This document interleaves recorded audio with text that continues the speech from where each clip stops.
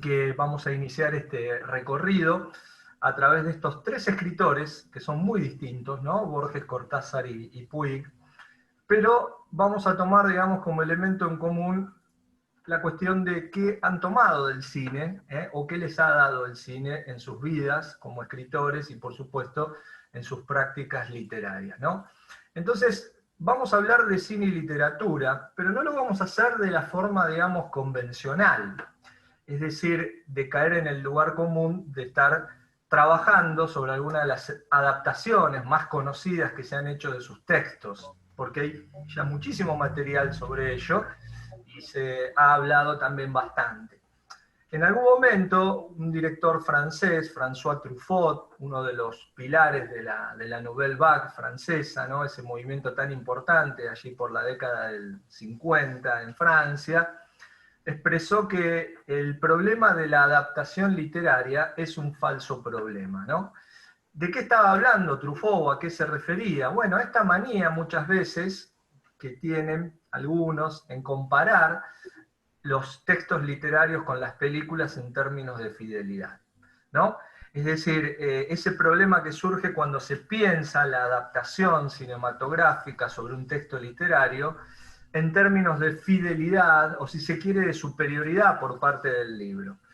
Digamos, vamos a dejar para el club de los desahuciados que van a ver a veces una película y se sienten decepcionados por lo que han encontrado, o lo que no han encontrado de los libros en ella, y vamos a ocuparnos de otro tipo de relación entre la literatura y el cine. Es decir, ese tipo de relación donde uno puede pensar un intercambio, una retroalimentación, que le dan justamente los cineastas a los escritores y que toman muchas veces los escritores de los cineastas o aportan incluso a ciertos cineastas. Así que bajo esta perspectiva vamos a hablar justamente de las relaciones del cine con Borges, con Cortázar y con Puig. Y vamos a empezar con Borges justamente, y podríamos pensar un título, en principio, que tiene que ver con la idea de la épica gangsteril.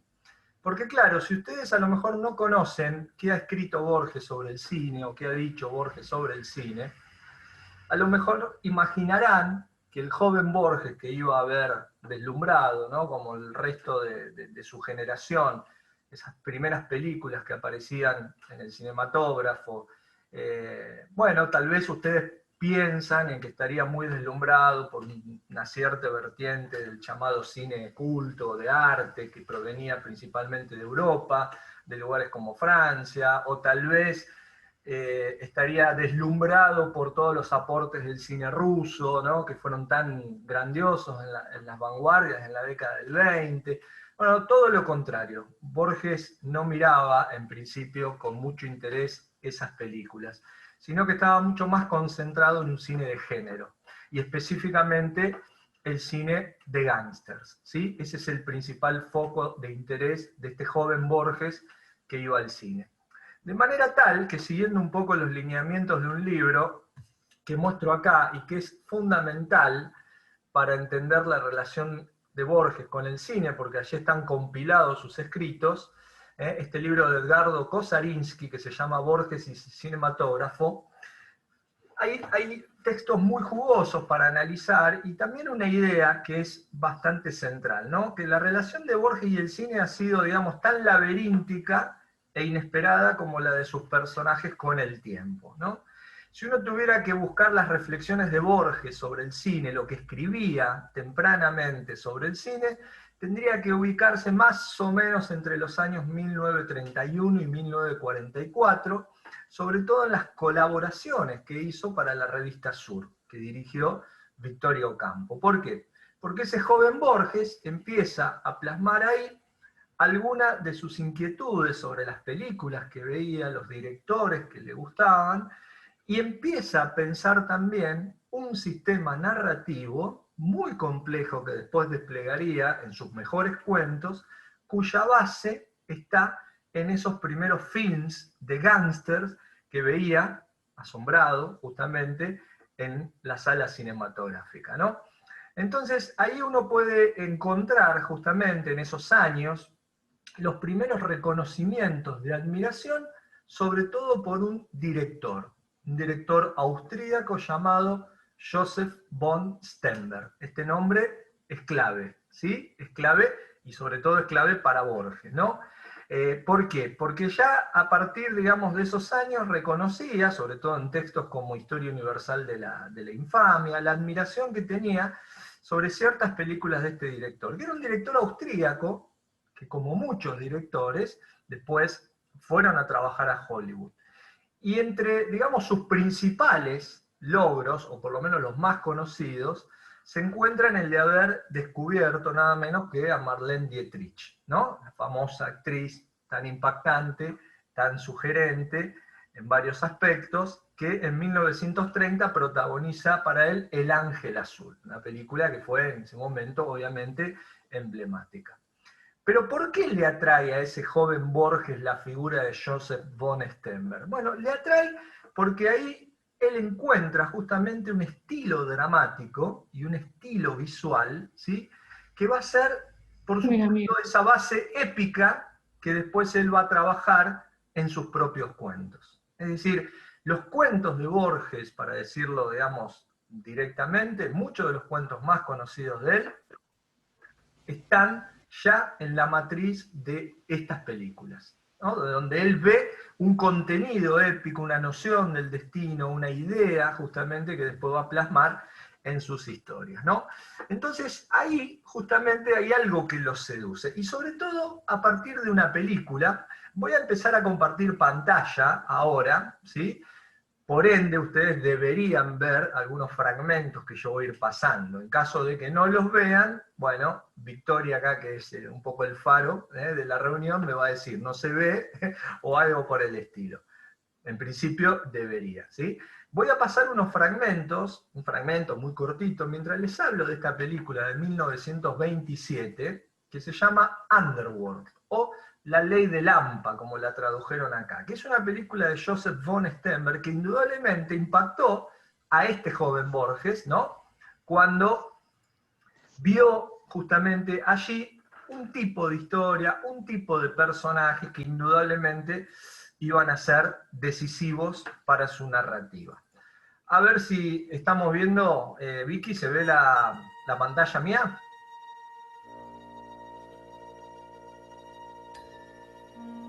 Sí, yo la veo. Perfecto, bueno, bárbaro.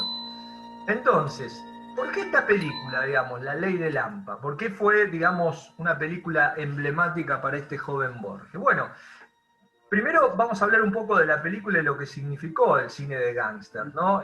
Sobre todo en los años 20. Es decir, había toda una especie de aureola popular que rodeaba a estas figuras de los ampones, por llamarlos de alguna manera, en esta cuestión del triunfo individual, ¿no? Es decir, una de las líneas fundamentales del cine de gángster tiene que ver con el ascenso, ¿sí? Muy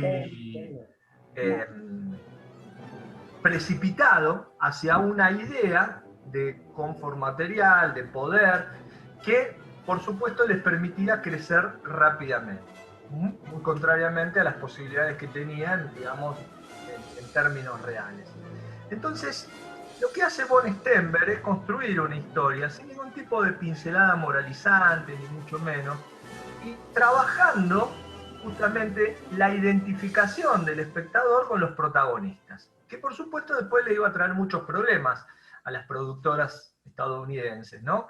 Por una cuestión, obviamente, de la moral de la época, que cómo iba a permitir que un espectador se identificara con un gángster. Pero la cuestión es que el cine de gángster revela esa contradicción que existía justamente entre la mirada autocomplaciente de América como la tierra de oportunidades, que al mismo tiempo permitía el ascenso individual, ¿no? Y después la condena de esa misma idea, ¿no? Entonces, en esta película, que es una de las pioneras, en principio, si tomamos los antecedentes del cine de gángster, aparece esa aureola romántica en torno a la figura de estos protagonistas, que además visualmente está construida de una manera muy estilizada y muy interesante, ¿no?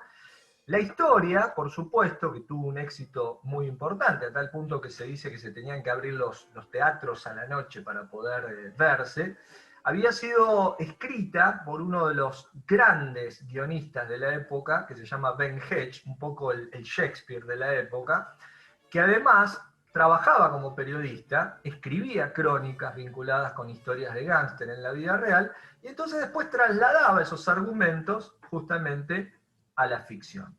Lo que hace Joseph von Sternberg en esta película, que es fundamental también, es reconstruir esos bajos fondos de este tipo de películas, pero desde un lugar bastante humano. Y muy cercano también a un género que va a ser decisivo para las películas de mafia, que va a ser justamente la tragedia, ¿no? Siempre hay un halo de fatalidad que envuelve a estas historias, ¿no? Con estos personajes que ya de antemano están condenados en algún punto al fracaso. Entonces, lo que vemos en estas historias, todos estos itinerarios, digamos, de estos personajes cuyos destinos son fatales, evidentemente atrapó a el joven Borges, que veía ahí justamente una base para su futura práctica narrativa, ¿no? Esta es una idea central. ¿Por qué? Porque muchas de las historias que después escribió Borges sobre compadritos, orilleros y demás, están sacadas de los argumentos que él veía en las películas de Joseph von Sternberg, ¿no? Entonces, ahí hay un periodo que uno podría reconocer, digamos, como algo muy importante, donde Borges empieza a trabajar esta cuestión de llevar el cine de gángsters a un territorio que él va a empezar a desarrollar con los guapos del 900, con Palermo, con todas esas imágenes iniciales, ¿no?, de los orilleros de esa Buenos Aires incipiente, ¿no? Entonces, esto supone, por supuesto, que Borges se concentre en ciertos sectores del cine norteamericano y sobre todo en determinados géneros particularmente que después fueron muy populares. Por ejemplo, el género de gángster, por ejemplo, el western, porque ¿qué le proporcionan esas películas? Les proporcionan una idea narrativa, les proporcionan, por supuesto, un trabajo sobre los destinos de los personajes que él va a poner como foco de atención. Entonces, todo ese otro cine que se hacía durante la década del 20, ¿no?, y al que todos elogiaban desmedidamente, a él verdaderamente no le preocupaba para nada. Por eso en sus reseñas, cuando escribía en sus reseñas, solía terminar con algunas frases lacónicas, ¿sí? Con algunas frases lacónicas. Ya está. Vamos a poner silencio a aquellos que no están en silencio. Ahí está. Entonces, digo, terminaba sus reseñas con algunas frases muy lacónicas, ¿no? De algunas películas que no le gustaban porque no tenían un desarrollo narrativo como él esperaba, ¿no? Entonces solía terminar con, por ejemplo, actores y fotografías excelentes, ya está. O sea, todo lo que fuera la parte técnica, la factura técnica de una película, lo que muchos, digamos, admiran y admiramos en ciertas películas, él lo desechaba, digamos, en 2 o 3 frases muy lacónicas, ¿no? Del mismo modo, digamos, un recorrido por alguna de las reseñas que escribió en esos años demuestra que más allá de las herramientas cinematográficas, lo que prima en sus reflexiones son siempre preocupaciones vinculadas a los temas y a los argumentos. Eso es el foco de interés borgiano, ¿no? Por supuesto, siempre engalanadas con los recursos que él utilizaba al argumentar, ¿no? Y que fueron digamos, fueron muy destacados siempre en su escritura, ¿no?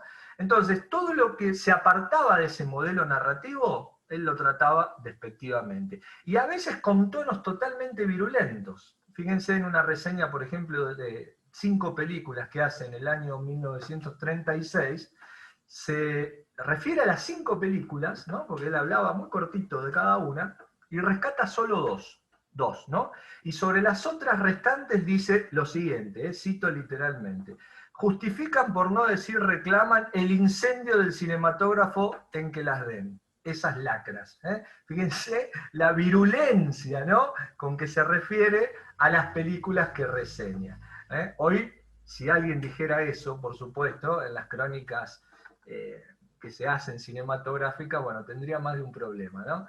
Pero bueno, los tiempos han cambiado, aunque hoy vendrían bien unos cuantos Borges que escribieran sobre el cine actual, ¿no? Pero bueno, eso es otro tema. Entonces, a Borges le gusta Hollywood, y le gusta porque puede componer, digamos, un texto cinematográfico a la vez que artesanal y colectivo, ¿no? Comparable incluso con las antiguas sagas. Y además, cuando los propios directores que él admiraba después se apartan de ese modelo, como el propio Joseph von Sternberg, él lo termina criticando, ¿no? Los films posteriores que hace von Sternberg los termina criticando por haberse apartado de esa veta inicial. De manera tal que uno podía leer, por ejemplo, en esa época, pasajes como el siguiente, ¿no? Cuando vi los primeros films de gángster de von Sternberg, si había en ellos cualquier cosa épica, como gángster de Chicago muriendo valientemente, bueno, recuerdo que los ojos se me llenaban de lágrimas, ¿no? Fíjense que es curioso. Ahora, más adelante, indudablemente, le critica el haberse distanciado de esa beta, ¿no? Y por supuesto, siempre también critica a todos aquellos que valoran ciertas películas y directores que incurren a lo mejor en otros caminos, ¿no?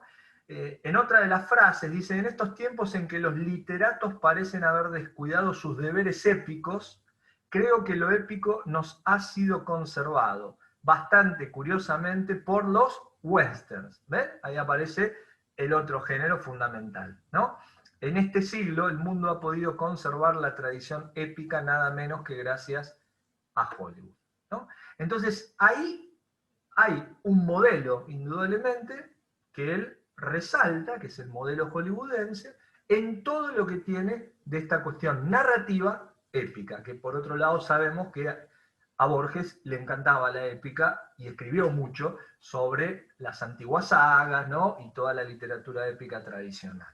Entonces, cuando Borges habla de esas novelas cinematográficas, como la llama de von Sternberg, está pensando justamente en un cruce entre la literatura y el cine en lo que tienen de narrativo, ¿no? Por eso va a admirar, desde el punto de vista literario, a escritores como Chesterton, como Stevenson, como esos escritores del siglo XIX que construían una cierta idea de literatura centrada justamente en un desarrollo narrativo, ¿no? Ahí hay entonces algo que es fundamental. Pero además, no debemos perder de vista algo que es fundamental. El cine le sirve también a Borges para plasmar, a partir de las películas de gángsters que veía, una determinada concepción del destino que atraviesa toda su narrativa, ¿sí?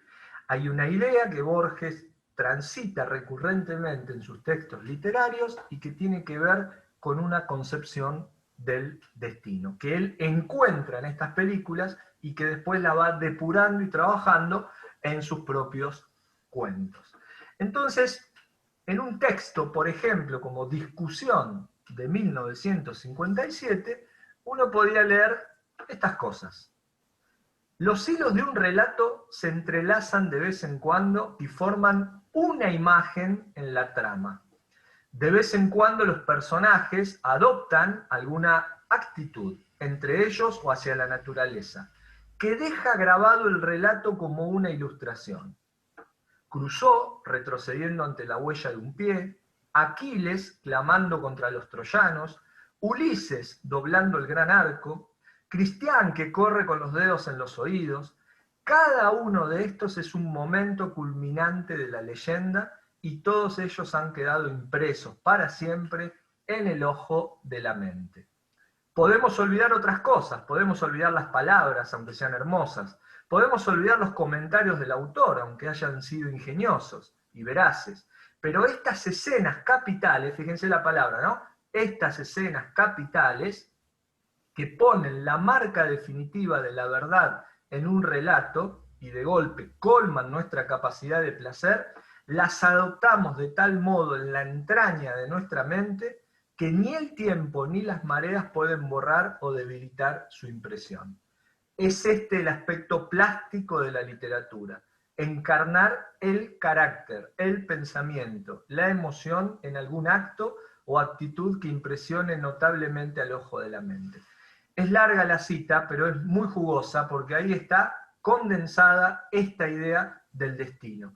¿Qué es lo que encontramos en los cuentos de Borges? Más allá de todas las citas, referencias en las que nos va empantanando la lectura, un horizonte de llegada. Y ese horizonte de llegada es este momento, esa imagen, esa escena que él está destacando en este texto, y que es la misma escena que él veía cuando se morían los gángsters de manera trágica, cuando comprendían que su destino estaba asignado por la fatalidad, ¿no? Entonces, lo que ve Borges en el cine es cómo la vida de un hombre se juega en un momento, ¿no? Y esa va a ser la matriz de sus futuros cuentos.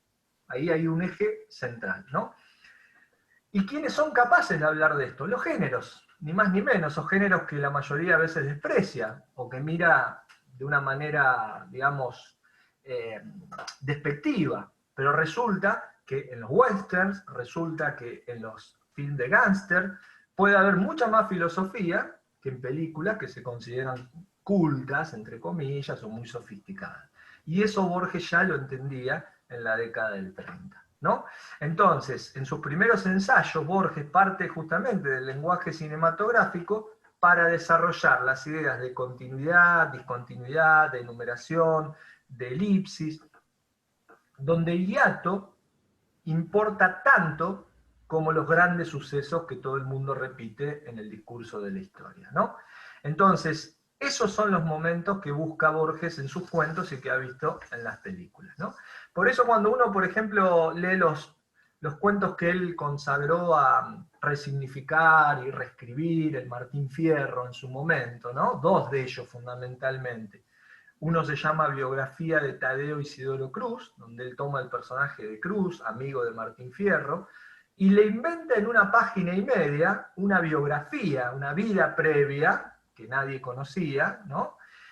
¿Todo para qué? Para llegar al momento en el que él se encuentra justamente con Martín Fierro y comprende que su destino, ¿cuál era? Acompañar un valiente, ¿sí? Él estaba del otro lado, lo venía a cazar a Martín Fierro, y sin embargo, se pone del lado del valiente, ¿no? Porque ve ahí en su rostro su destino, acompañar un valiente, ¿no? Claro, el epígrafe que encabeza el cuento, que es un epígrafe de Keats, dice lo siguiente: estuve buscando el rostro que tenía antes de que el mundo fuera hecho. Fíjense, ¿no? Estuve buscando el rostro que tenía antes de que el mundo fuera hecho. Es decir, ya venimos al mundo predestinados a chocarnos con ese momento donde nos vamos a dar cuenta de cuál es nuestra verdadera identidad, ¿no? Entonces, en este libro que se llama Borges y el cinematógrafo, Kosainski dice algo muy interesante, ¿no? ¿Y qué es esa lengua del destino sino una idea de montaje cinematográfico o verbal que en el caótico archivo de los actos del hombre propone o desentraña un sentido mediante la ordenación de esos momentos culminantes y escenas capitales, donde Stevenson veía la prueba y el efecto de la ficción más noble, ¿no? Entonces, si uno toma, por ejemplo, este cuento, como también puede tomar, por ejemplo, El fin, ¿no? El otro cuento donde él reescribe el final del Martín Fierro, mejor dicho, extiende el tiempo para que 7 años después Martín Fierro se vuelva a encontrar con el Moreno y terminen ahí los asuntos que habían quedado suspendidos en la obra de Hernández, ¿no? Y entonces lo hace morir a Martín Fierro como un valiente, lo hace morir, ¿eh? Borges lo hace morir, lo mata a Martín Fierro, porque además de matar a Martín Fierro, bueno, ya terminaba con este asunto de la poesía gauchesca, ¿no? Con todo lo que se había discutido y dicho sobre el género. Pero ¿cómo lo hace? No lo hace de una manera simplona. Todo en Borges siempre tiende a lo metafísico, a lo trascendente. Esto no es solamente un entrevero entre dos hombres que se encuentran 7 años después. Para poder hablar de este entrevero y de este momento que es fundamental, ¿no? Tiene que haber primero un testigo privilegiado. Es decir, una especie de, podríamos decir, testigo divino. Y él construye, agrega un personaje, que es el dueño de la pulpería, que se llama Recabarren.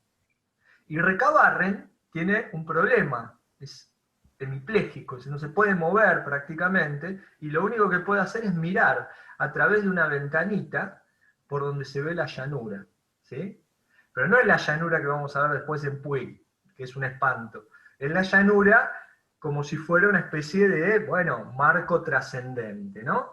Recabarren, tendido, entreabrió los ojos y vio el oblicuo cielo raso de junco. Miró sin lástima su gran cuerpo inútil, el poncho de lana ordinaria que le envolvía las piernas. Afuera, más allá de los barrotes de la ventana, se dilataban la llanura y la tarde. Había dormido, pero aún quedaba mucha luz en el cielo. El escenario para Borges, que es la llanura, tiene que estar contado a la manera de una representación de una tragedia griega. Porque de lo que vamos a hablar acá es de momentos trascendentes. Estos personajes, ¿sí?, pueden ser analfabetos, pueden ser de condición social baja, pero están nivelados con todos los hombres de la humanidad, tengan el nombre que tengan, ¿en qué? En la idea del destino. Por eso en biografía de Tadeo Isidoro Cruz, ¿qué dice Borges? Antes de hablar de Cruz. Bueno, habla de Carlomagno, de Alejandro Magno, habla de otras figuras históricas. Y habla justamente de este gaucho perdido ahí en la Pampa, ¿no? Pero todos están igualados, ¿por qué? Porque van a un mismo horizonte del destino, ese momento en el que encuentran su propia identidad, ¿no? Entonces, cuando uno ve justamente cómo se describe ese escenario de la llanura y toda la situación, ¿qué pasa? Una vez consumado el acto, ya está. Después uno puede seguir inerte por la vida, total ya se ha dado cuenta para qué está acá, ¿no? Y el cuento lo dice muy claramente. Cuando el moreno mata, cuando el negro mata a Martín Fierro, el narrador dice, inmóvil, el negro parecía vigilar su agonía laboriosa. Limpió, el facón ensangrentado en el pasto, que es una imagen muy recurrente en varios cuentos de Borges, ¿no? Y volvió a las casas con lentitud, sin mirar para atrás. Cumplida su tarea de justiciero, ahora era nadie. Mejor dicho, era el otro. No tenía destino sobre la tierra y había matado a un hombre. Es decir, una vez consumado el hecho, una vez que se da ese destino, ya no hay nada más que hacer, ¿no? Entonces, ahí es muy interesante cómo está plasmada en esos dos cuentos esta concepción, ¿no?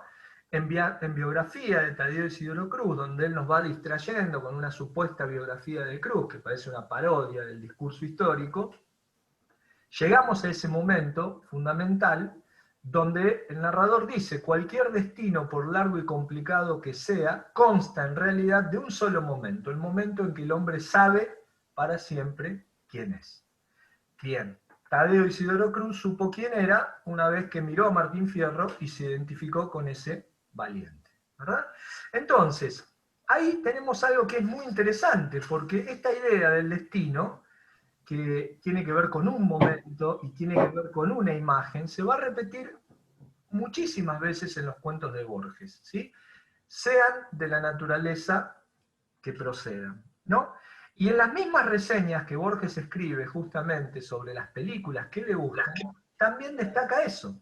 Es decir, destaca esos momentos donde los personajes parecen saber comprender su destino, ¿no?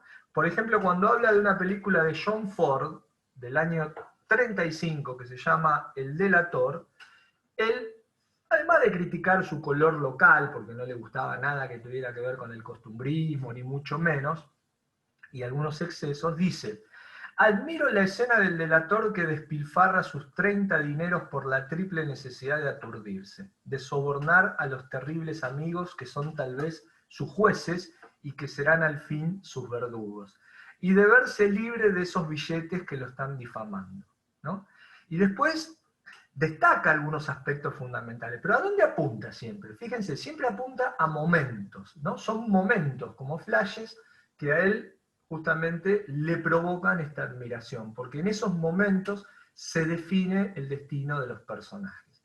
Y otra cosa muy curiosa y muy interesante es que en sus reseñas ya va perfilando incluso el tema de futuros cuentos. Si ustedes se fijaron acá, habla de jueces y verdugos, que es algo que después nos va a llevar, por ejemplo, a tema del traidor y del héroe, ¿no? Uno de sus cuentos más conocidos, ¿verdad? Entonces, ahí ya está también operando lo cinematográfico, en la manera en que él concibe cómo escribir los cuentos.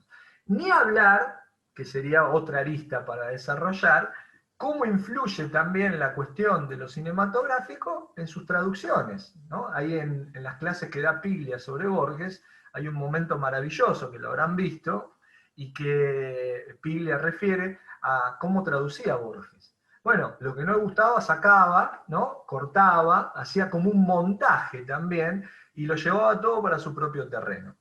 Piglia da el ejemplo del comienzo de Las Palmeras Salvajes, el texto de Faulkner, ¿no? Y entonces, como dice Faulkner, era muy barroco, caótico, digamos, ¿no? Apuntaba a la oscuridad, que todo sea un desorden. ¿Qué es lo que hace Borges? Corta, ordena, ¿no? Y termina escribiendo prácticamente el principio de uno de sus cuentos, que son Las Ruinas Circulares. O sea, se toma esas atribuciones, ¿no?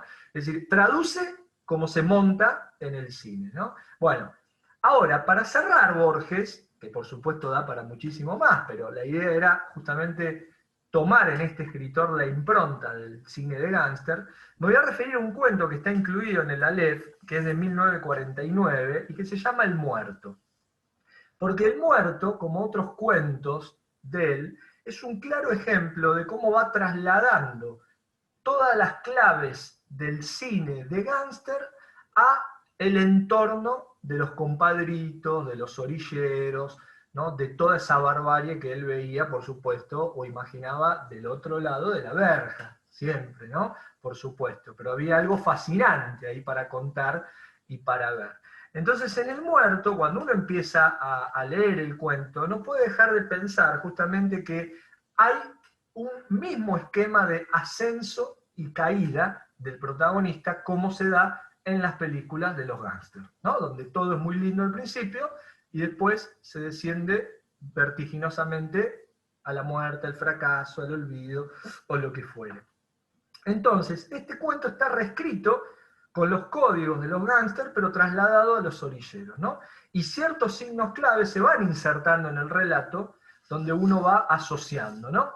Entonces, por ejemplo, cuando leemos el comienzo del Muerto, un comienzo típicamente borgiano, escuchamos lo siguiente: que un hombre del suburbio de Buenos Aires, que un triste compadrito, sin más virtud que la infatuación del coraje, se interna en los desiertos secuestres de la frontera del Brasil y llegue a capitán de contrabandistas, parece de antemano imposible. A quienes lo entienden así, quiero contarles el destino de Benjamín Otálora, de quien acaso no perdura un recuerdo en el barrio de Valvanera y que murió en su ley, de un balazo en los confines de Río Grande. Río Grande 2, do Sul, perdón. Ignoro los detalles de su aventura, porque vieron que en Borges siempre falta algo, ¿no? Falta un libro, una página, un hecho, algo siempre falta. Entonces, ignoro los detalles de su aventura. Cuando me sean revelados, he de rectificar y ampliar estas páginas. Por ahora, este resumen puede ser útil, ¿no? Dice modestamente. ¿Y qué cuenta la historia del muerto? Bueno, cuenta la historia justamente de este Benjamín Otálora, que hacia 1891, ¿sí? Cuando tenía 19 años, era muy jovencito, es enviado a buscar a un personaje al otro lado del río, es el Uruguay, ¿no? Que es una especie de líder de una banda que parece que está en problemas, ¿no? Entonces lo mandan a él justamente a llevar una carta, a cumplir una misión.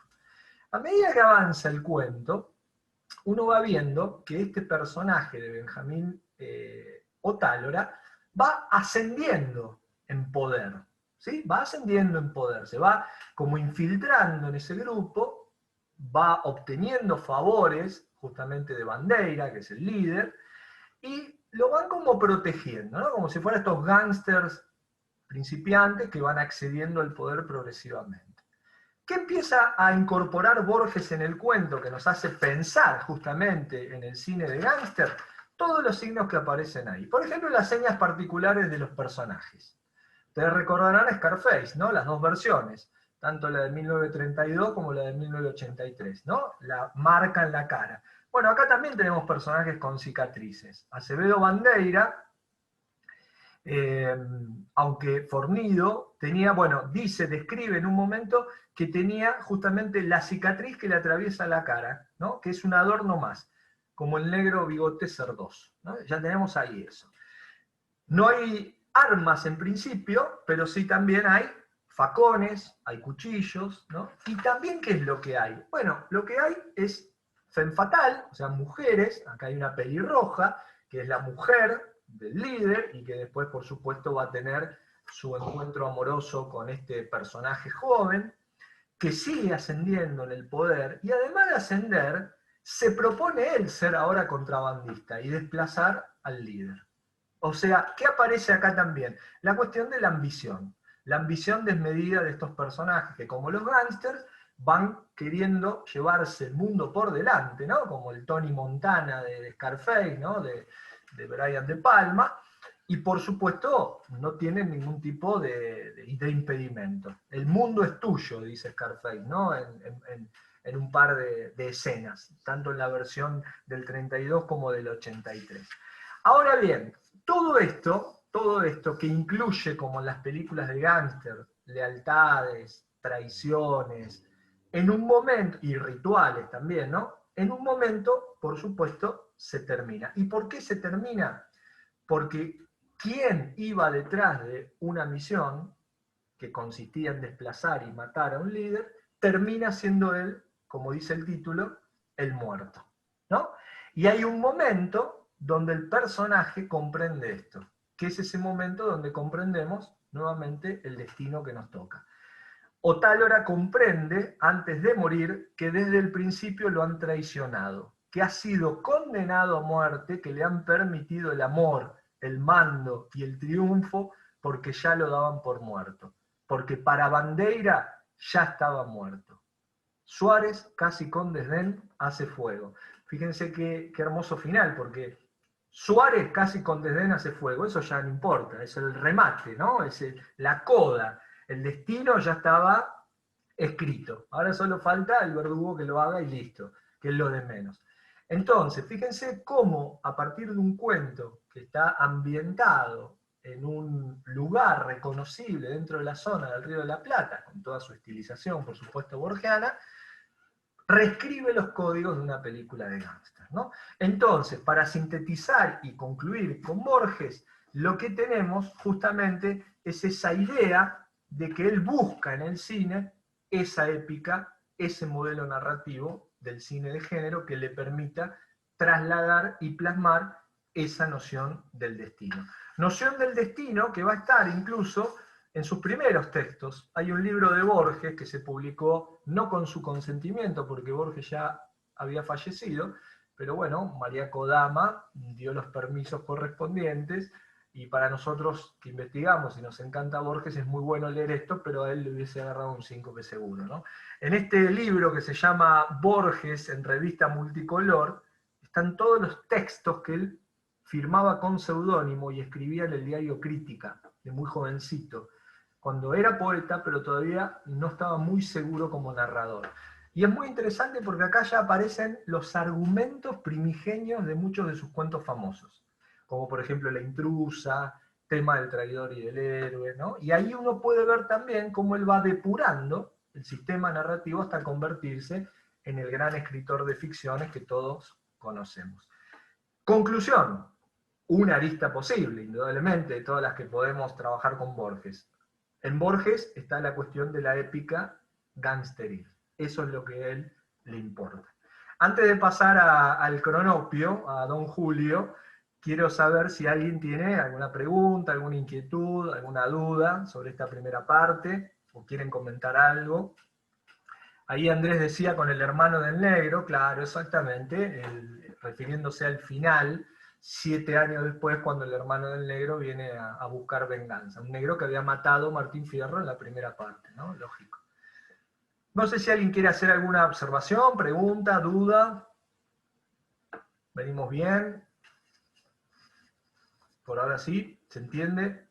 Bueno, cualquier cosa me dirán o irán espantados o espantadas. Pero por lo pronto entonces seguimos. Y como queremos tanto a Julio, ¿no? Vamos a hablar ahora de nada menos que Julio Cortázar, ¿sí? Otro escritor, otra mirada, otra noción del mundo y otra búsqueda en el cine. ¿Por qué otra búsqueda en el cine? Bueno, porque podríamos decir que el acercamiento de Cortázar al cine, a diferencia de Borges, no tiene nada que ver con la posibilidad de buscar argumentos o de buscar concepciones del destino, ni de buscar sistemas narrativos clásicos. Todo lo contrario, el acercamiento de Cortázar al cine siempre fue desde una impronta, podríamos decir, lúdica, desde una impronta hasta inocente, y fundamentalmente desde todo aquello que el cine como arte le puede proporcionar al inconsciente, que es algo central en la escritura de Cortázar. Hay una frase que pronuncia él en algún reportaje que dice: casi nunca comprendo las películas que veo, ¿no? ¿Qué quiere decir con esto? Que indudablemente el cine para él es un lenguaje que no tiene que ver con la razón, y en ese sentido también se aproxima a la idea que él tiene de literatura. La literatura para Cortázar no tiene que ver con la razón, o por lo menos tiene que ver con una idea de realidad totalmente diferente a cómo la concebían los escritores realistas. Para Cortázar, la realidad está subordinada a la idea de lo fantástico, que tampoco es lo fantástico en el sentido tradicional. No es esa modalidad de lo fantástico donde uno va a encontrar, por ejemplo, fantasmas, monstruos, manos que salen de abajo de la cama, apariciones, vampiros, no, no, no. Todo lo fantástico en Cortázar está construido a partir de lo cotidiano y de esas aperturas que se producen en lo cotidiano y generan un sentido de extrañamiento donde uno parece que el tiempo se detiene, que el presente se hace absoluto y no sabemos bien dónde estamos. Entonces, digamos, el cine para Cortázar influye de manera decisiva, ¿sí?, en la vida onírica, como la vida onírica influye decisivamente también en su literatura, ¿no? Por ende, tanto los sueños como la literatura tienen una especie, o funcionan como una especie, de montaje cinematográfico. ¿Por qué? Porque obedecen también a una sintaxis cinematográfica, ¿no? Entonces, las imágenes que forman tanto la literatura como el cine son imágenes muy poderosas. Desde ahí hay que tratar de entender qué era lo que veía fundamentalmente Cortázar en el cine. No es casualidad que las principales adaptaciones que se han hecho sobre su literatura tengan que ver, por ejemplo, con la cuestión de la fotografía, ¿no? Empezando por Blow Up, la película de Michelangelo Antonioni. No es casualidad, indudablemente hay un vínculo ahí, un cruce que es muy interesante. Pero me interesaría justamente tomar de Cortázar algunos aspectos, de los tantos que podemos abordar, y pensar cómo el cine influye también en su propia escritura, ¿no? Es decir, Cortázar cuando escribe, sobre todo su producción cuentística, ¿no?, permanentemente está aludiendo a nociones, ya sea en forma explícita o implícita, que tienen que ver con el mundo del cine. Por ejemplo, en una de las frases de Circe, uno de sus cuentos que integran Bestiario, donde él reescribe, ¿no?, un famoso mito que aparece en la Grecia antigua y en la Odisea, sobre esta poderosa hechicera, ¿no?, que tenía a mal traer a los viajeros, y él la traslada a un barrio de Almagro, en Buenos Aires, con la figura de Delia, una joven que prepara unos bomboncitos bastante especiales y que ha hecho ya liquidado 2 novios y va por el tercero, ¿no? Aunque el cuento nunca nos da certezas. Pero bueno, si se llama Circe, por algo es. En una de las frases de ahí se lee algo que es muy interesante. Dice: Mario juntaba pedazos de episodios, ¿no? Se refería a uno de los personajes. Mario juntaba pedazos de episodios. A mí siempre me pareció una frase muy interesante para pensar justamente la idea del montaje, ¿no? Porque el montaje tiene que ver con eso, con la posibilidad de juntar pedazos, ¿no?, de hacerlos interactuar. Y de esa frase diría yo que se agarró Manuel Antín, que fue amigo de Cortázar, director argentino de la generación del 60 en Argentina, y que adaptó cuentos de Cortázar, ¿sí? Bueno, hace una adaptación de Circe. Y si ustedes ven la película responde un poco a ese modelo, es decir, una película que parece estar estructurada en base a los pedazos que va juntando la percepción de este personaje, ¿no? Entonces, hay en la escritura de Cortázar como una potencialidad cinematográfica que es muy interesante. Tomemos algunos de sus cuentos más conocidos, ¿sí? Por ejemplo, Continuidad de los Parques. Continuidad de los Parques es un cuento muy cortito, muy conocido seguramente por ustedes, porque lo han leído ya sea en el secundario, o por cuenta propia, o en algún taller, o donde fuere, porque claro, es un cuento perfecto, es como una fotografía, es algo, digamos, que tiende a una imagen, por eso hablaba de las imágenes que despierta muchas veces el cine, y si ustedes leen ese cuento, es interesante porque en la descripción que hace el narrador, en ese cuento muy cortito, donde se entrelazan dos niveles, ¿no? El de la realidad y la ficción, aparece un aspecto que me interesa destacar, ¿no? Cortázar, por ejemplo, en el año 78 participó en Francia de un debate en Toulouse, en el que se encontraban, entre otros, exiliados, por supuesto, Juan José Saer, Nicolás Sarquís, que era un director santafesino, el escritor Augusto Roa Bastos, ¿no? Es interesantísimo, se consigue en YouTube, yo se los recomiendo, porque ahí hablan de cine y literatura, y justamente, ¿no? de los procedimientos en uno y otro lenguaje. Y en un momento determinado, Saer, un jovencito Saer, con anteojos y con una expresión muy desaforada y apasionada, refiere cómo en un cuento de Antonio Di Benedetto, un escritor extraordinario, dice algo así como que el cuento está escrito con un teleobjetivo. Fíjense la frase, ¿no? Dice, el cuento está escrito con un teleobjetivo, aludiendo a las descripciones que son como planos profundos, ¿no?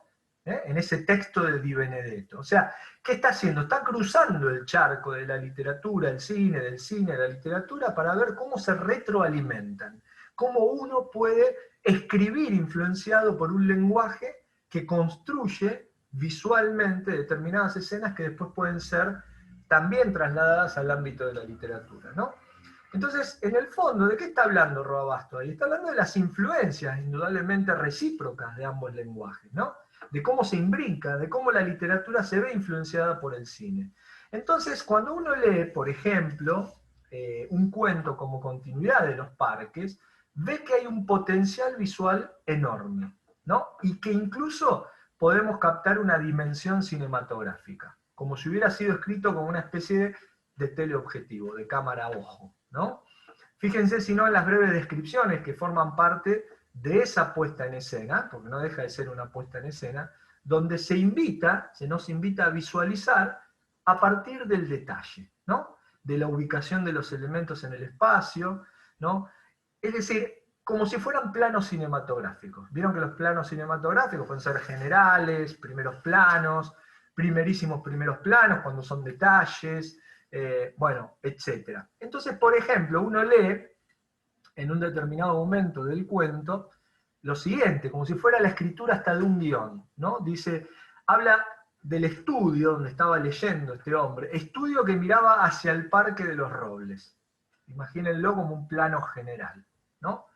Arrellanado en su sillón favorito, de espaldas a la puerta que lo hubiera molestado. Si yo visualizo esa escena, la estoy mirando como una especie de plano medio, ¿no? Es decir, donde veo el recorte del personaje sentado en el sillón, ¿no? De espaldas, etc. Dejó que su mano izquierda acariciara una y otra vez el terciopelo verde. Me hablan de una mano que acaricia el terciopelo, es decir, desplazo la mirada hacia el detalle, el primerísimo primer plano, ¿no? Ahora llegaba el amante, lastimada la cara por el chicotazo de una rama, primer plano. Fíjense cómo en una escena narrativa donde prevalece la descripción, se juega con la idea de los planos, como si fuera una escena cinematográfica, ¿no? Entonces ahí hay algo que es muy interesante, que es cómo conecta Cortázar el lenguaje cinematográfico con su propia escritura. Y ustedes dirán, ¿por qué? Porque era una época donde el cine estaba muy presente en toda una generación de escritores que iba a la cinemateca y que se nutría, por supuesto, de todas esas películas que llegaban de todas partes del mundo, fundamentalmente de Europa, y que influenciarían de manera decisiva la escritura.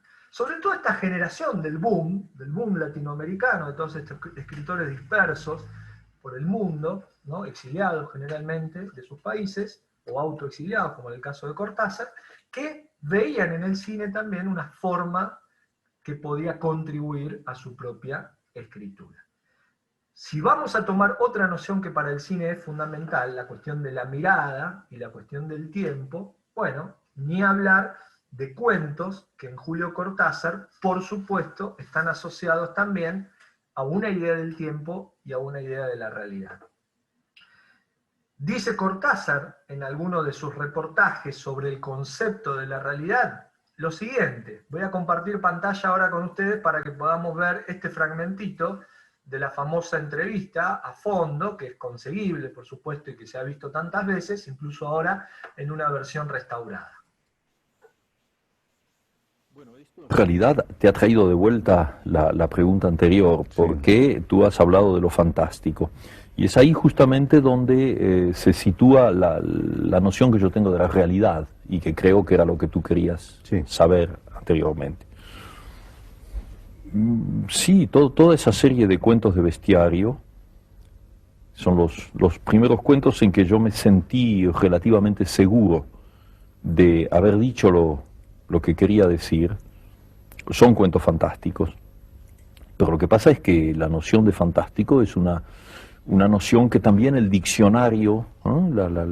El cementerio. El cementerio ha dividido para separarlo de lo real.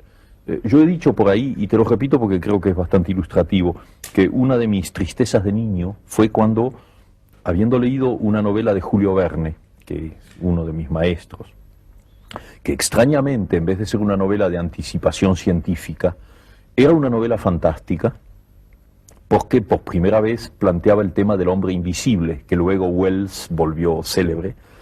Esa novela, que es poco leída, se llama El secreto de Wilhelm Storitz, a mí me había absolutamente fascinado. Y entonces la presencia de un hombre invisible a mí me parecía, bueno, perfectamente posible en las circunstancias del libro. Y le di esa novela a un compañero de escuela primaria, debía yo tener 12 años, y era un chico que leía, que le gustaba leer. Yo se lo di, esperando que él se maravillase tanto como yo. Y me lo devolvió 2 días después, desdeñosamente, diciéndome, no, esto es demasiado fantástico. Y ahí apareció la palabrita.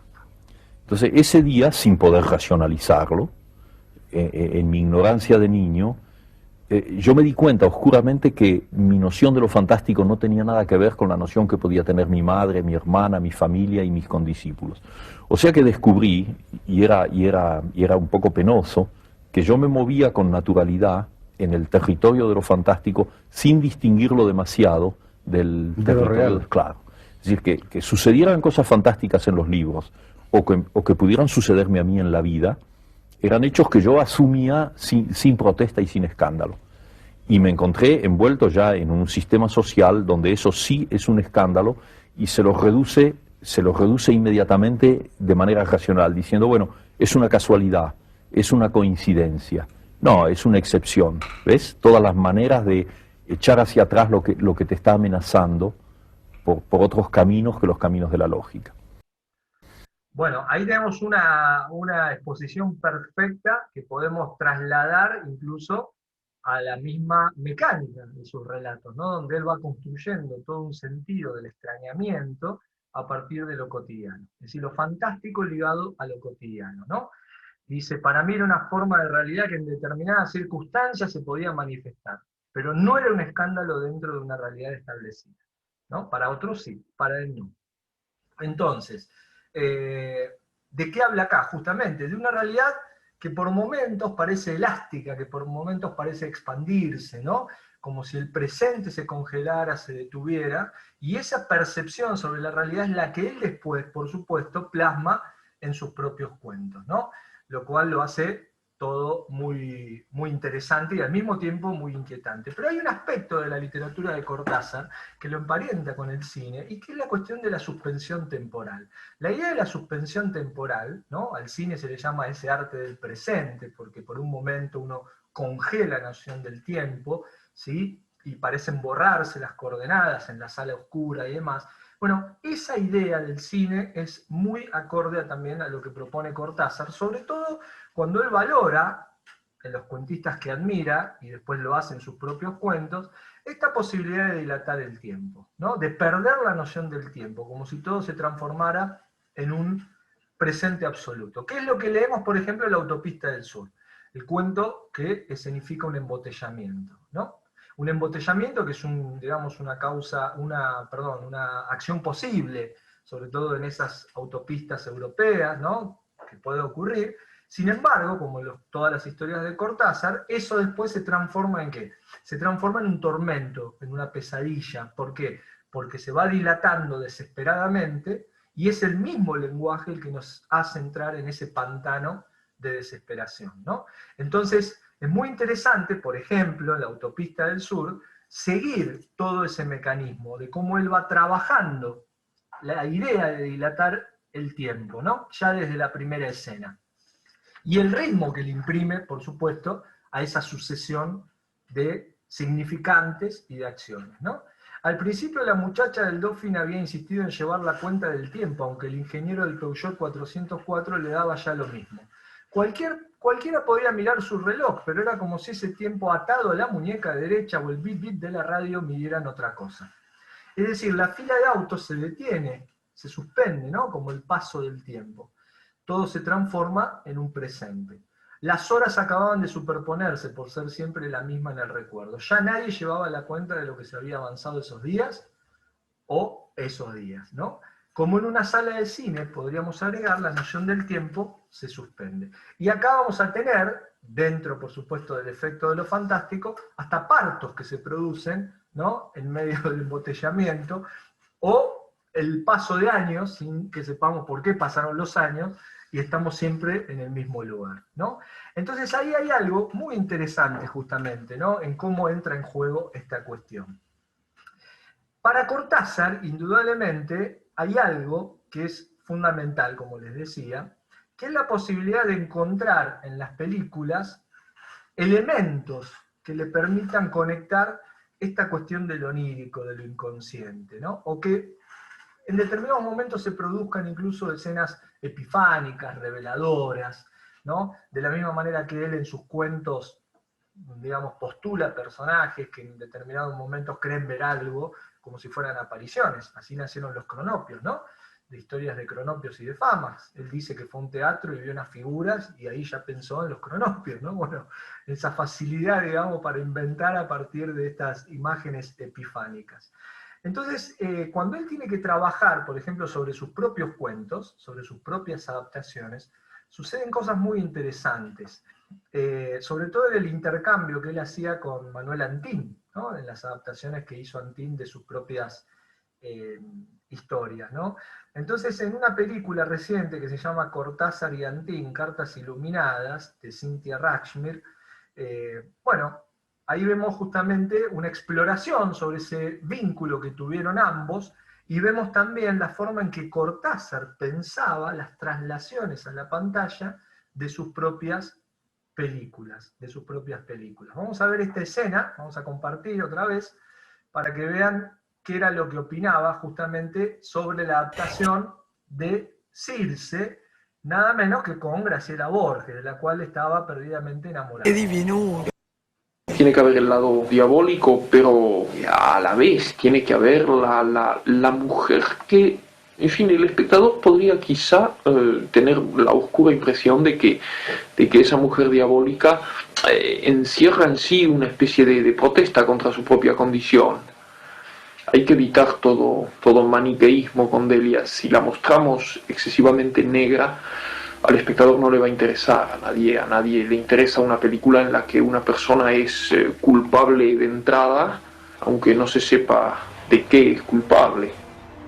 Yo le voy a agradecer toda la vida a Manuel Antín que me haya sacado. Bueno, ahí habla Graciela Borges, ¿no? Dejo acá un poco la pantalla para compartir otra escena, pero fíjense que de las reflexiones de Cortázar que grababa y le mandaba a Antín, sus impresiones sobre ese guión que estaban imaginando y escribiendo, están las tensiones entre la literatura y el cine, ¿no? Es decir, de cómo plasmar determinados motivos, escenas y situaciones en la película que nada menos se va a basar en su propio cuento. Por eso es muy interesante también ¿no? La anécdota que cuenta Antin en esta escena que les voy a mostrar ahora, a propósito de la cifra impar, porque cuando ellos ven la película, ¿no? Cortázar, ¿no? Nuevamente accede a esto que les decía, de las cuestiones epifánicas, ¿no? De repente aparece como una verdad, ¿no? Revelada. Fíjense lo que cuenta Antin. Estábamos solos en la sala 7 del laboratorio. Hay una escena en la película en la que el hijo mayor, enamorado de la novia del hermano menor, mira cómo su madre sube la escalera y de pronto le dice: mamá, Laura es como vos. Laura es vos. Laura es vos, ¿no? En ese momento Cortázar me puso la mano en el hombro y me dijo: pibe, entendí mi cuento. Yo nunca... Bien, ¿no? Interesante. Pibe, entendí mi cuento, ¿no? Fíjense, ¿no? Es la película la que le permite, como complemento, ¿no?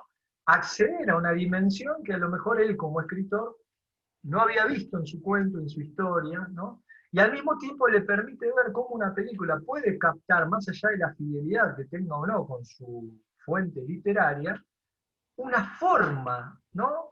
de encerrar una atmósfera, una forma justamente de detenerse en aspectos que a lo mejor no hacen a lo narrativo o no hacen a lo que primigeniamente se pensó en el texto literario. O sí, ¿no? Son preguntas que surgen y ideas.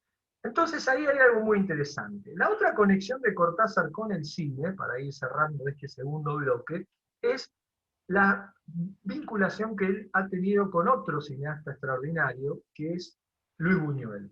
¿Sí? Las conexiones de Luis Buñuel, por ejemplo, con Julio Cortázar, además de haber intercambiado cartas, muy jugosas para leerlas, todas ellas, porque imagínense, dos adoradores del surrealismo, imagínense cómo escribían también, cómo se escribían esas cartas, ¿no?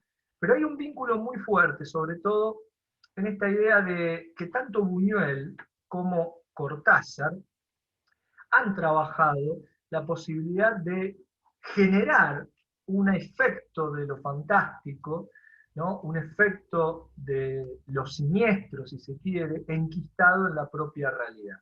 Si uno piensa en películas de Buñuel como por ejemplo El Ángel Exterminador, ¿no? Que es una película fundamental, va a encontrar ahí un universo muy cortasariano. Como si uno piensa en algunos cuentos de Cortázar, va a encontrar muchas veces el universo de Buñuel. Cortázar queda deslumbrado con Buñuel cuando ve en 1950 Los Olvidados, que si bien es una película anclada, podríamos decir, dentro de un realismo muy crudo, que muestra las afueras de México, ¿no? Anticipando toda la catástrofe que vivimos hoy en día con respecto a la marginalidad, Cortázar encuentra también en la película una fuerza que proviene del inconsciente, que proviene de esa mirada que tiene Buñuel, ¿no? de ponerse en cuestiones que exceden lo terrenal, que lo fascina. Y después uno puede ver, por ejemplo, en El Ángel Exterminador, escenas que podrían encontrarse tranquilamente, por ejemplo, en cuentos de Cortázar como Bestiario.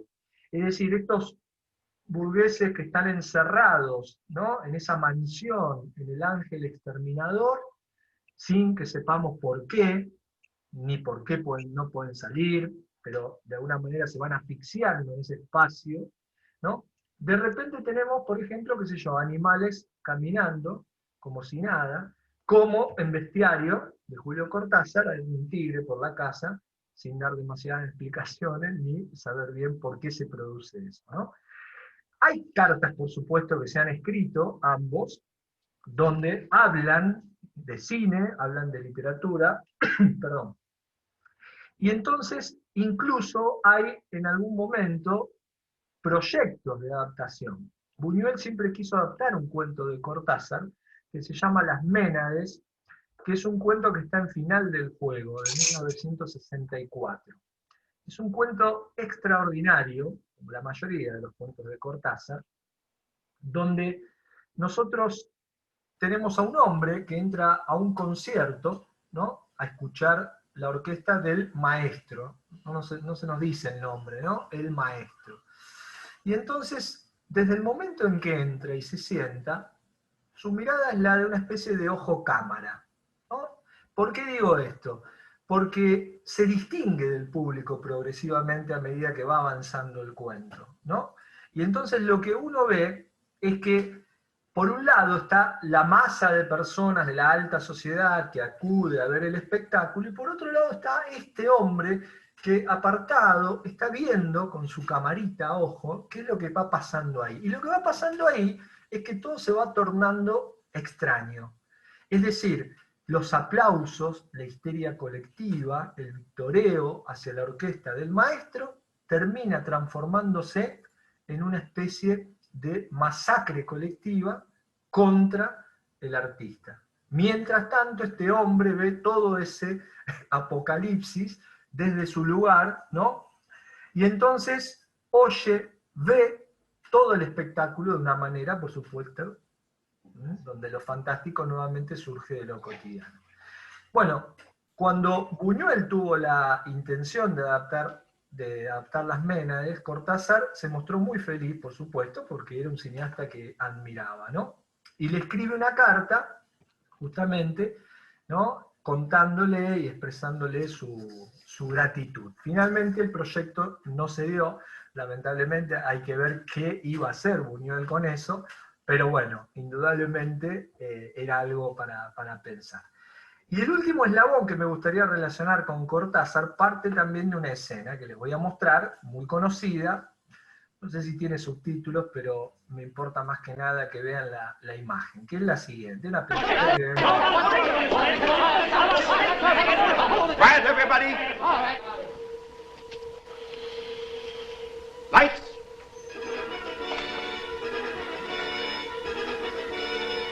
Are you ready, Norma? What is the scene? Where am I? This is the staircase of the palace. Oh, yes. Yes. Down below. They're waiting for the princess. I'm ready. All right. Cameras. Action! So they were turning after all. Those cameras. Life, which can be... Esta maravillosa escena, que es una escena antológica, por supuesto, corresponde a la película de 1950, Sunset Boulevard, de Billy Wilder, una película oscurísima, que da cuenta, por supuesto, del traumático pasaje del mundo del cine mudo al cine sonoro, y sobre todo de cómo estas estrellas que pertenecían en una época determinada, ahora tienen que vivir consagradas al olvido, al desdén, ¿no? No encajan en esta nueva realidad, y entonces en ese caserón, en esa mansión que remite, por supuesto, a todo ese mundo arcaico de la historia del cine primitivo, la tiene, claro, a Norma Desmond, que todavía cree que vive en esa época, y acá está frente a su última gran actuación. Es decir, de lo que habla la película, entre otras cosas, que es una película maravillosa, es de esta imposibilidad de adaptarse a la nueva época tecnológica del cine sonoro, ¿no? Entre otras cosas, por supuesto. ¿En qué se conecta esto, indudablemente, o de qué manera pudo haber influenciado esto a Cortázar en alguno de sus cuentos? Bueno, hay un cuento particularmente maravilloso, entre tantos que podemos destacar, que se llama Queremos tanto a Glenda, ¿no?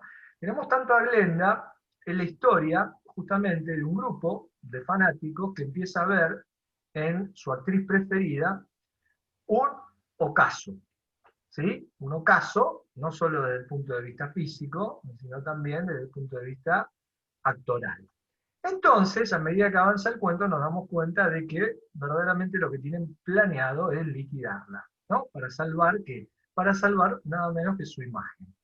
Como todos los cuentos de Cortázar, empiezan siempre con una especie de selva de palabras, ¿no?, que es como una maniobra distractiva para progresivamente introducir esas frases que están dosificadas en sus relatos y que son claves para entender de qué va la historia y para darle espacio también a la cuestión de la otredad, ¿no? Todos los cuentos de Cortázar empiezan como si uno se internara en el mar ¿sí? Sin ningún tipo de preparación, ¿no? Cuando uno corre a la orilla, se mete en el mar y chao. Bueno, así empiezan los cuentos de Cortázar. No hay ningún tipo de preparación ni precalentamiento, porque todo es contado vertiginosamente, ¿no? En aquel entonces era difícil saberlo, uno va al cine o al teatro y vive su noche sin pensar en lo que ya han cumplido la misma ceremonia, eligiendo el lugar y la hora, vistiéndose y telefoneando, y fila 11 o 5, la sombra y la música, la tierra de nadie y todos allí donde todos son nadie, etcétera, etcétera, etcétera, ¿no? Un fluir de la conciencia, bien, por supuesto, con la impronta surrealista, hasta que llega esa frase, ¿no? Que siempre aparece, ahí diseminada, disimulada, perdida entre ese mar de palabras, pero solamente nosotros queríamos tanto a Glenda, y el núcleo se definió por eso y desde eso. Era algo que solo nosotros sabíamos y confiábamos a aquellos que a lo largo de las charlas habían ido mostrando poco a poco que también querían a Glenda. Y ahí empieza la cuestión. Y ahí va avanzando la cuestión hasta que llega, por supuesto, ese momento donde se produce el asesinato de la estrella. Y se produce justamente en un momento donde ellos se dan cuenta de que para salvar la imagen cinematográfica de la pantalla, ¿no?, de este ícono, inevitablemente hay que matarla. Lo da a entender el cuento como todos los cuentos de Cortázar, ¿no? Y además lo cierra con una frase espectacular. Queríamos tanto a Glenda que le ofreceríamos una última perfección inviolable. En la altura intangible donde la habíamos exaltado, la preservaríamos de la caída. Sus fieles podrían seguir adorándola sin mengua. No se baja vivo de una cruz, ¿no? Tremenda la frase final del cuento, ¿no? Pero pone en el centro algo que es fundamental y que nos puede llevar también a nuestro último escritor, que es Manuel Puig, que es esta idea vampírica, ¿no?, vinculado con lo cinematográfico y con la idea de las estrellas, ¿no? Esta cuestión del Star System, como lo dicen los norteamericanos, el sistema de estrellas, que trae aparejado el éxito, que trae aparejado, por supuesto, una zona de confort que en algún momento puede transformarse en decadencia y olvido, ¿no? Algunos logran darse cuenta, algunos, otros no, ¿no? Entonces ahí vienen los problemas. El cuento de Cortázar, que está inspirado en Glenda Jackson, una actriz que él admiraba profundamente, una actriz inglesa, ¿no? Después incluso hace una carta a propósito de una película donde él cree ver una clave hacia su cuento. Bueno, tiene que ver con esto, ¿no? Pero justamente, y a partir del sistema de estrellas, vamos a cerrar el último bloque, si tienen un poquito de paciencia, con la figura de Manuel Puig. Antes pregunto si alguien tiene alguna duda, consulta. Me gusta mucho lo que dice, señor. ¿Cuánto tiempo vamos a tener el placer de escuchar? Bueno, no mucho, porque ya sé que están un poco cansados, pero son las 9:20. Pero bueno, me gustaría cerrar, por supuesto, con Puig, que es otro bloque muy interesante. Nada, 2 horas más, no sé. Nada, un ratito más. Un ratito más. Sí, Vicky, decime. No sé si con este encuentro vamos a hacer lo mismo que solés hacer en los talleres, para que la gente lo sepa, que vos grabás la clase y después, o la charla o la conferencia, y después quienes la queremos volver a escuchar la tenemos, porque como es tanta información, por ahí para poderla después, no hay problema. Sí, con yo tiempo, la mando. Sí, yo se las mando, ya había así hablado no te cortamos la exposición. No, y no nos perdemos de nada tampoco. No hay problema, yo la mando. Gracias, Guille. Bueno.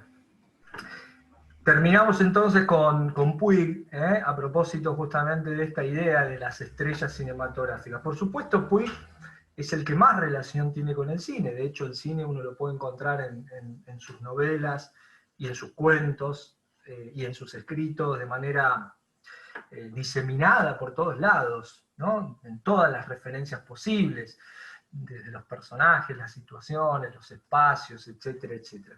Pero quisiera concentrarme fundamentalmente, en principio, en esta idea del sistema de estrellas, porque las estrellas, justamente para Puig, fueron también agentes reveladores, ¿no? Esas divas que veía, por supuesto, en las películas tempranamente, en general Villegas, han influenciado decisivamente su concepción de la literatura, ¿no? Por supuesto, y de su propia escritura. Primero, acordémonos de que el sistema de estrellas siempre fue un método, digamos, de explotación cinematográfica consistente, podríamos decir, en elevar a los actores y a las actrices a la categoría de arquetipos, ¿no? Considerándolos, digamos, como una unidad donde el trabajo e incluso lo privado tenían que estar supeditados, y a veces con parámetros que rozaban la esclavitud, a un sistema de producción, ¿no? Que era Hollywood. Entonces, en ese sentido hay que entender, indudablemente, que así como generó en el público un sistema de identificación muy fuerte, eso implicó a veces vidas que quedaran de por medio, ¿no? Todas las historias turbias y ocultas que hay, por supuesto, en Hollywood en torno a esto, sobre todo en las figuras femeninas, ¿no? Que muchas de ellas incluso fueron asesinadas en circunstancias muy misteriosas, que nunca fueron resueltas, ¿no? En fiestas, etcétera, etcétera. Pero la cuestión es que lo que hacían estas estrellas, digamos, cinematográficas, era generar una empatía y una identificación con los espectadores que, bueno, fundó una determinada idea, por supuesto, de lo que representaban como íconos. Y esto ya desde los primeros tiempos, ¿no? de Hollywood. En este sentido siempre fueron como construcciones, digamos, semióticas, sociales, estéticas, ¿no? Que se transformaron en verdaderos fenómenos de popularidad, que, por supuesto, tenían que ver también con el consumo y la producción, ¿no? Y además con ciertas ideas que se intentaban transmitir a través de ellas, ¿no?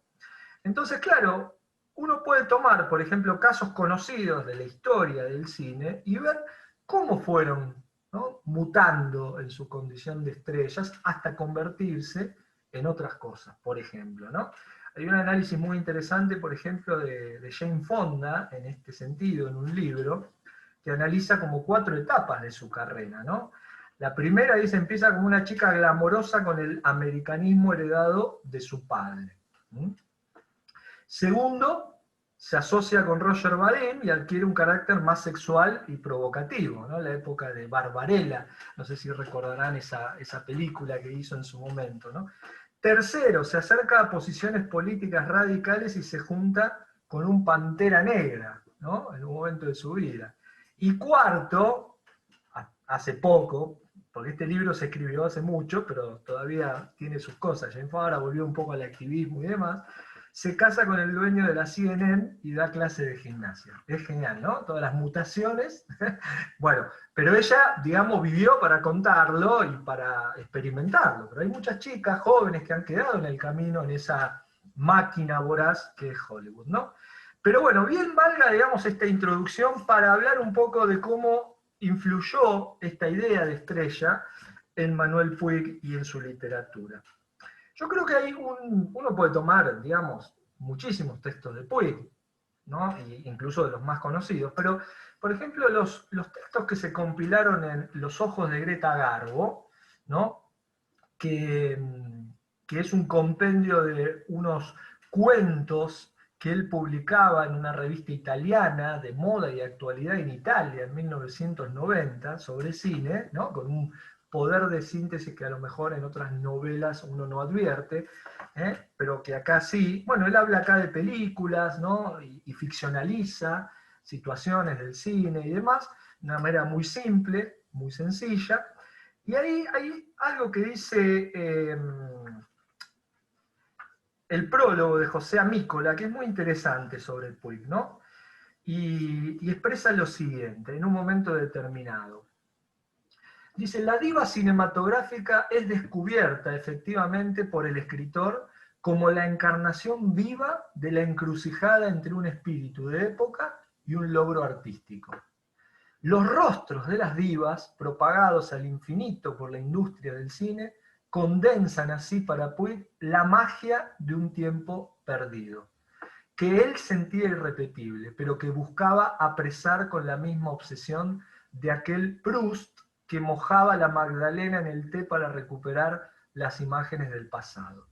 Si el intento llevaba consigo la marca de una frustración, el logro trascendente ha sido su legado, una obra literaria que pertenece no a lo perdido, sino a lo transfigurado, ¿no? Es decir, las divas representan para él esa posibilidad de capturar ciertas imágenes que quedan impregnadas de su infancia cuando su madre lo lleva al cine.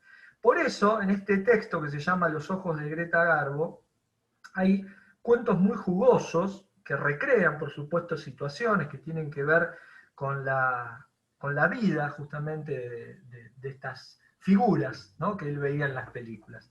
Uno de ellos, por ejemplo, en un texto póstumo, que es sobre Dolores del Río, ¿no?, él hace una descripción, indudablemente, que es muy significativa, cuando habla de Dolores del Río, y dice: y se descubre, a pesar de una iluminación indiferente, el rostro irrepetible.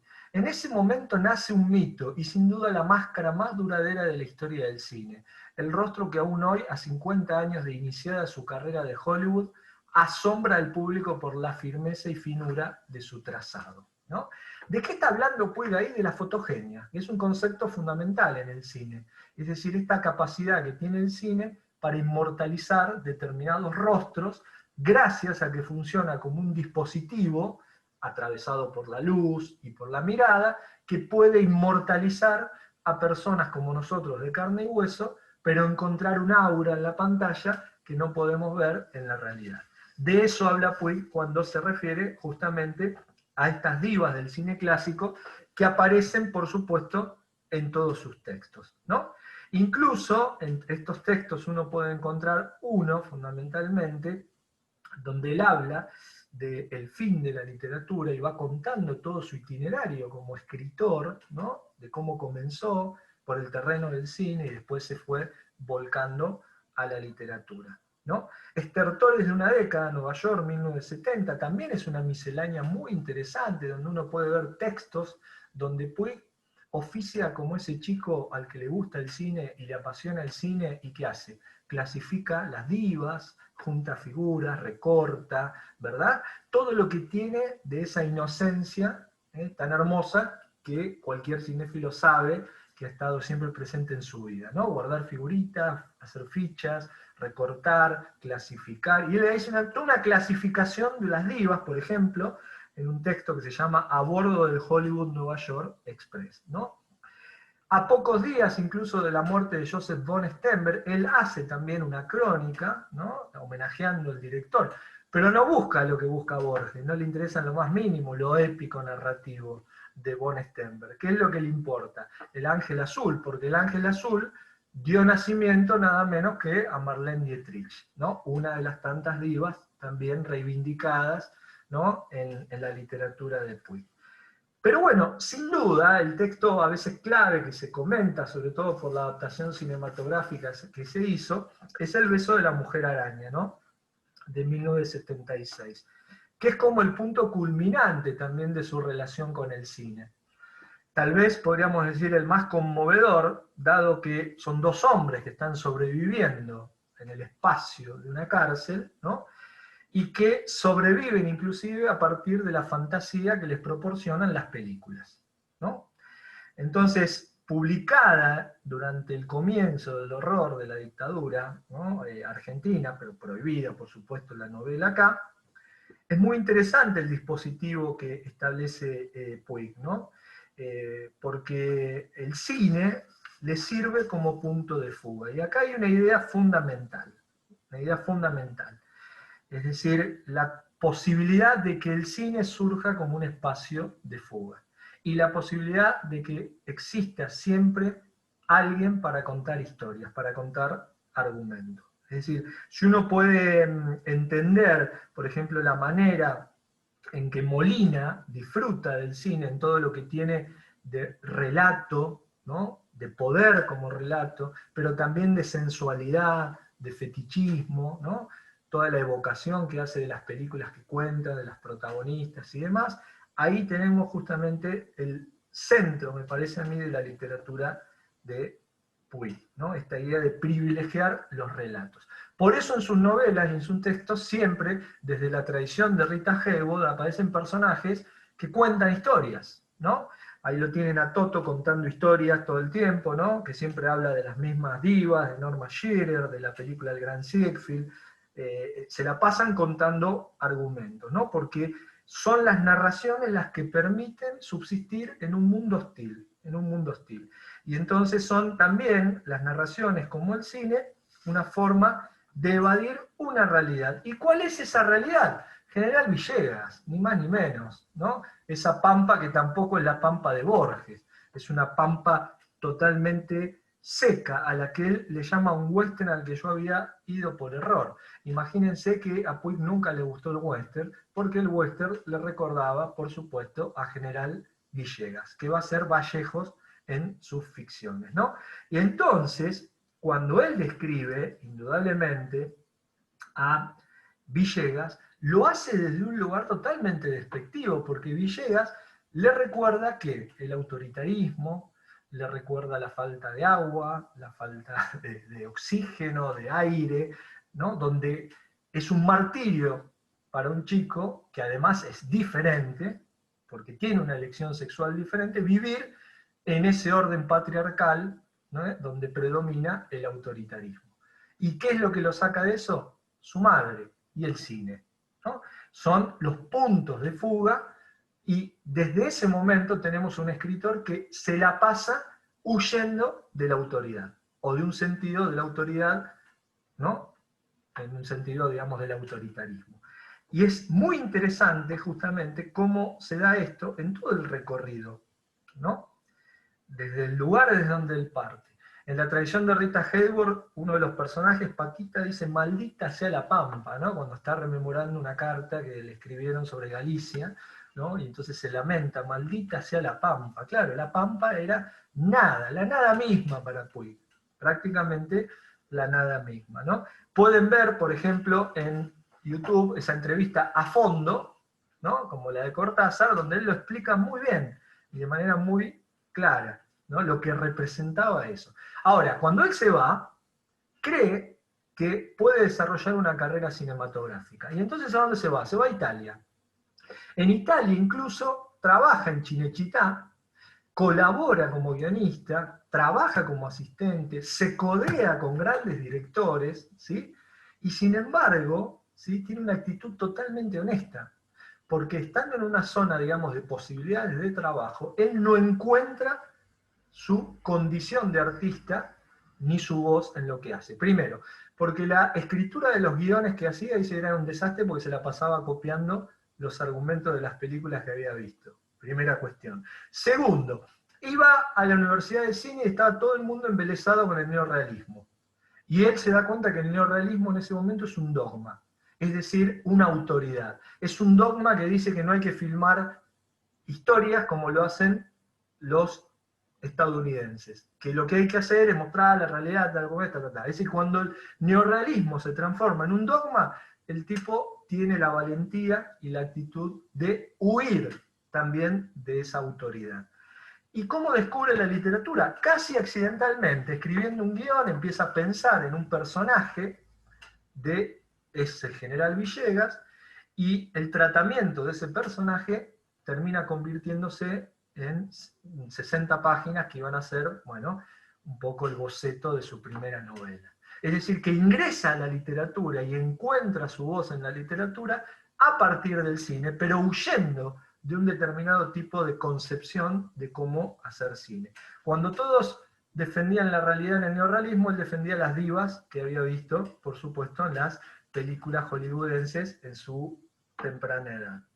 Entonces, el cine, justamente para Puig, representa eso, ¿no? Representa esta idea de poder encontrar justamente una voz. Y cuando él encuentra una voz, da un paso más para huir de esa noción de autoridad.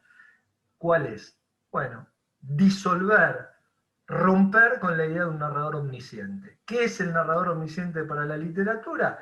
Es el saber con mayúscula. El narrador omnisciente, que digamos era la vedette de la literatura realista del siglo XIX, es el que sabe todo. una mirada divina que puede abarcar absolutamente todo lo que piensan los personajes, los espacios, etc. Bueno, ¿qué es lo que hace justamente Puig cuando encuentra su voz?